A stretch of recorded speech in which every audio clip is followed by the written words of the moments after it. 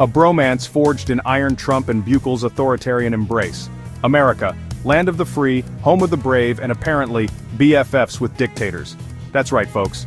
Donald Trump, a man who once declared he could shoot someone on Fifth Avenue and not lose voters, has found a kindred spirit in El Salvador's President Nayib Bukele. This isn't your typical diplomatic friendship. It's a full-blown bromance, forged in the fires of their shared love for strongman tactics. Think iron-fisted rule, a healthy disregard for pesky things like due process, and a whole lot of mutual back-scratching. Buckle up, America, because this unlikely duo is taking us on a wild ride, and the destination might just be the dismantling of democracy as we know it. We're talking about a level of admiration that goes beyond mere political expediency. This is about two leaders who see in each other a reflection of their own authoritarian desires, a validation of their belief that might makes right. And the implications for America, for the very fabric of our democracy, are deeply, deeply troubling. Let's get one thing straight. Nayib Bukele is no poster boy for democracy. He's the guy who literally called himself the world's coolest dictator. And no, that's not hyperbole, he actually said that. Underneath the carefully curated social media persona and the Bitcoin obsession lies a leader who has systematically dismantled El Salvador's democratic institutions.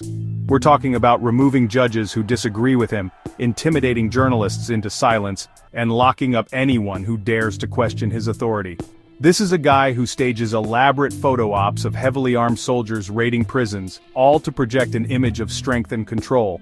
But behind the carefully crafted facade is a brutal reality. A country where dissent is silenced and human rights are trampled under the boot of authoritarianism.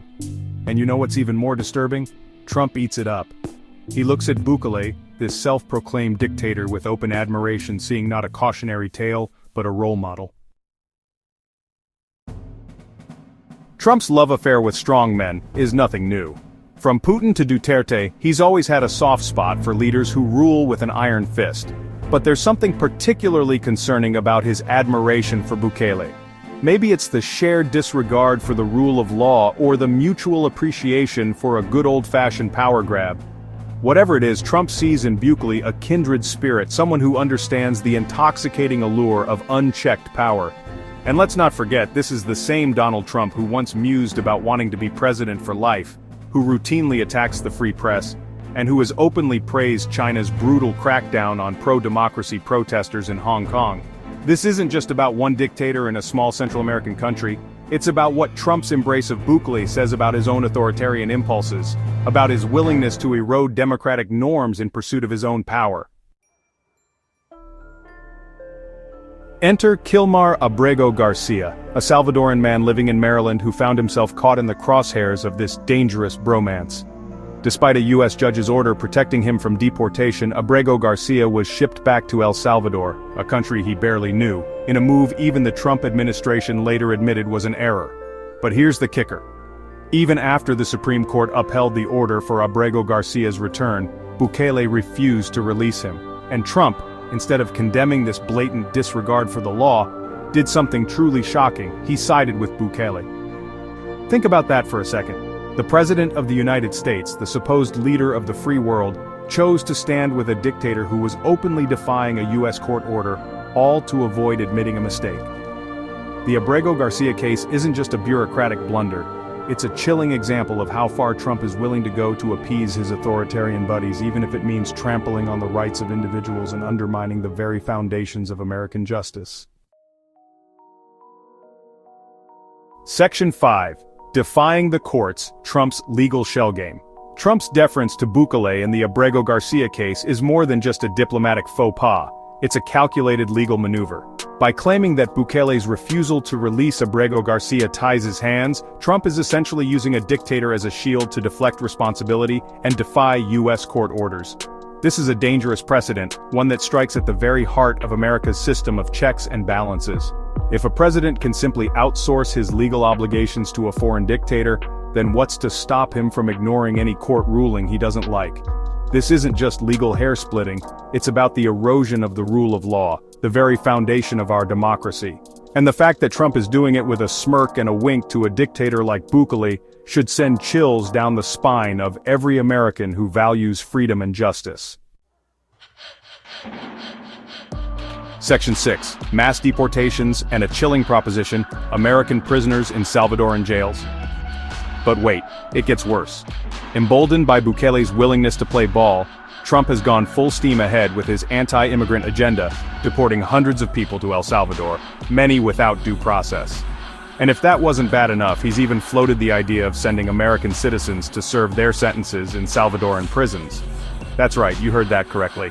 The President of the United States wants to ship American citizens off to a country with a notoriously brutal penal system, all in the name of, well, who knows what. This isn't just morally repugnant, it's likely illegal, a blatant violation of the constitutional rights of American citizens.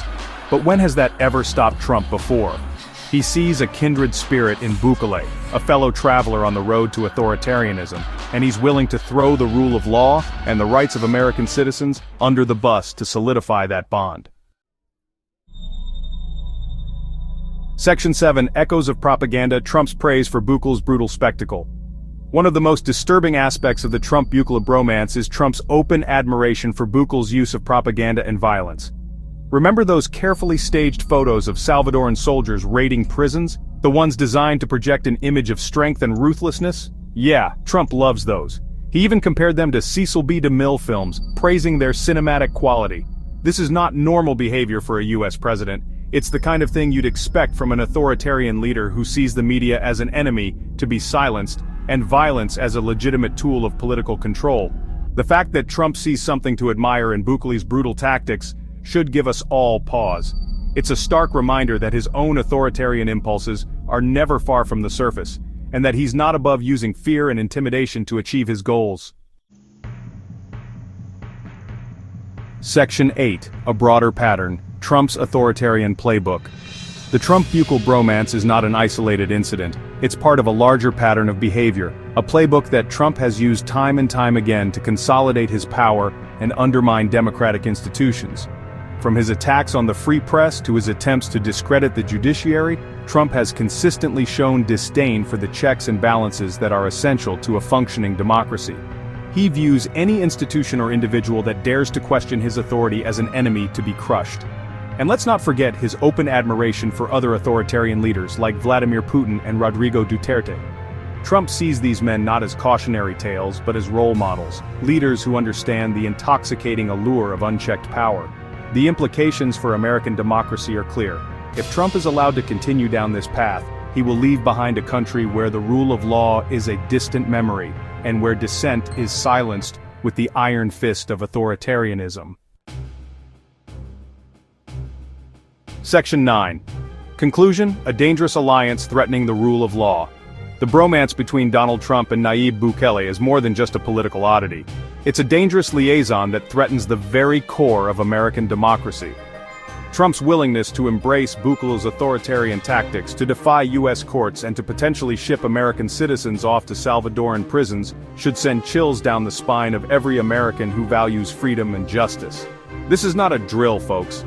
This is a five-alarm fire, a clear and present danger to the very fabric of our nation. We cannot stand idly by while Trump and his dictator buddies dismantle our democracy piece by piece. The time to act is now, before it's too late.